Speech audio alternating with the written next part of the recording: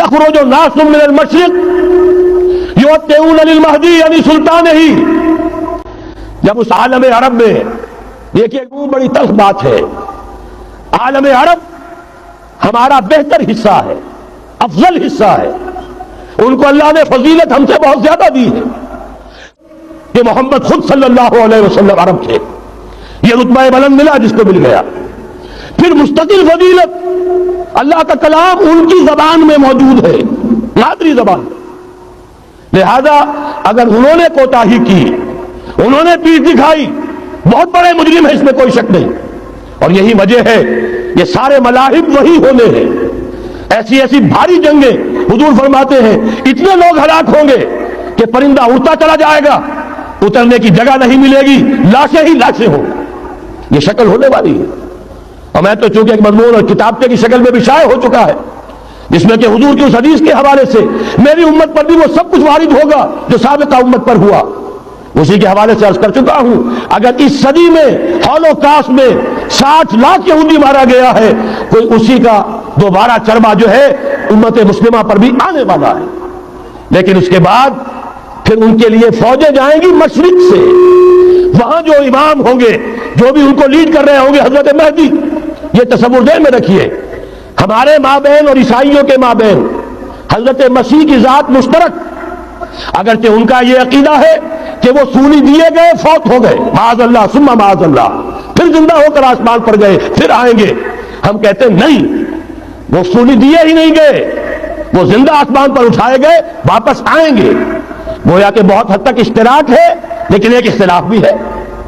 اسی طرح حضرت مہدی کے بارے میں شیعہ اور سنی تصورات میں اتفاق بھی ہے، اختلاف بھی ہے. یقیناً امت مسلمہ، امت عرب، مجھے تو اقبال کا وہ شعر یاد آتا ہے، خون اسرائیل آ جاتا ہے آخر جوش میں، توڑ دیتا ہے کوئی موسیٰ طلسم سامری.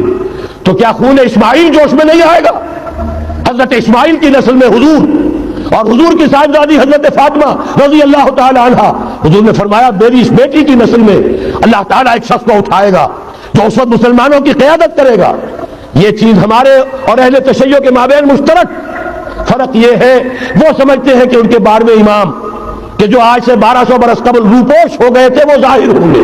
ہمارے نزدیک نہیں، وہ پیدا ہوں گے، نو مولود ہوں گے، عام انسانوں کی طرح آئیں گے، وہ ہوں گے نسل فاطمہ میں سے رضی اللہ تعالی عنہ، اور وہ اس وقت عربوں کی قیادت کریں گے. خون اسماعیل آ جائے گا آخر جوش میں، اور کوئی حضرت مہدی وہ آئیں گے اور اٹھیں گے اور قیادت کریں گے، دجال سے مقابلہ کریں گے اور اس ملاحم کے اندر قیادت فرمائیں گے.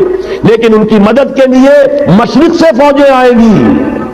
گویا کہ پہلے مشرقی کسی ملک میں یہ نظام قائم ہو چکا ہوگا، کوئی ایسی طاقت وجود میں آ چکی ہوگی کہ جب وہاں بھٹی دہکے گی تو وہاں کے مسلمانوں کی امداد مشرقی ممالک سے جائے گی.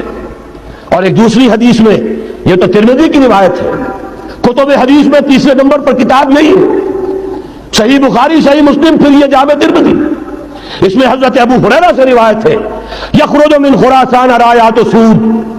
خراسان میں بتا چکا ہوں حضور کے زمانے کا خراسان، افغانستان، کچھ حصہ پاکستان کا، کچھ روسی ترکستان کی آزاد ریاستیں جو ابھی ہوئی ہیں، تھوڑا سا حصہ ایران کا، یہ خراسان بزرگ، یہ اولڈ گریٹر خراسان. یہاں سے فوجیں چلیں گی، سیاہ علم برآمد ہوں گے، اور کوئی طاقت انہیں روک نہ سکے گی، ان کا منہ پھیر نہ سکے گی، یہاں تک کہ وہ ایلیا حضور کے زمانے میں یروشلم کا نام تھا، یہاں تک کہ ایلیا میں جا کر نصب ہو جائے.